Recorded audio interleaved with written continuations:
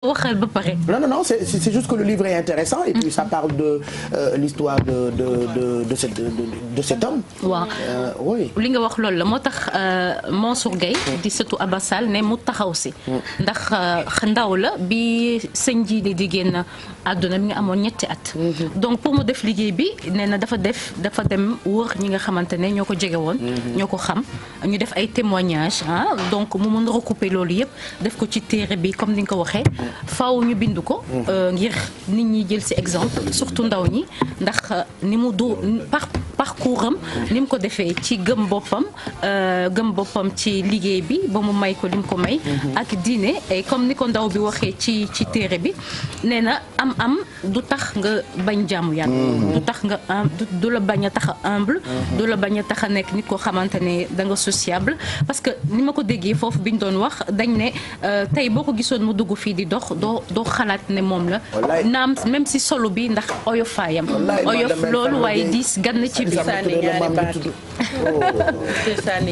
léegi waaw soo bëggee waaw léegi. comme ni nga ko waxee woon professeur Iba Der Thiam teewoon na fa professeur Massamba Gueye tamit teewoon na fa. ñoom ñëpp ku nekk joxe sa kaddu ak li nga xamante ne waaw buuba waaw moo ma jox téere bi sax ne ma waaw moo ma ko jox ndax Mame Cheikh Mbaye xaritam la waaw léegi donc voilà on a parlé de tout ça léegi ñu taxaw tamit ci beneen mbir boo xamante ne mooy jaar-jaaram on va parler un peu de son parcours ni mu dooree ci wàllum commerce ñu ne di jaay guro di jaay banaan amul loo xamante ne ginaar amul loo ay ginaar un peu sérieux parce que loolu rek dafay wone mag ñi waaw non mag ñi si c'est vrai Pape Cheikh ñoolu dafay wone mag ñi nu ñu def ba am na ñoom ñu suuf lañ doon jaay dégg nañ fi tamit jàllu picc ay picc la doon jaay oui donc voilà donc ku ci nekk am na fi nga tàmbale loolu moom mooy bul sori Babacar Ngom ok ay nen la doon jaay donc gis nga ko ku ci nekk tey am nga foo déparé fu ndaw l'essentiel mooy bu ko xeeb na barkel lu barke moom macha allah moo jara ñaan te defe naa ne boo ko ci jaaralee yoon rek incha allah yàlla na leen ci may ndam surtout ngay ñaan loo xamante ne doomu aadama yi xat nañ ci ndax teraanga goo xam ne voilà modèle la moom bàyyi ji donc modèle économique waa université miin nañu ko waa université yàgg na leen may ay oto surtout hôpitaux yi ay ambulance et tout ça vraiment moom marqué na au moins jamonoom ci def yu baax donc modèle ci wàllu yëpp économique modèle social modèle ci wàllum diine donc bi ñuy def cérémonie bi dafa am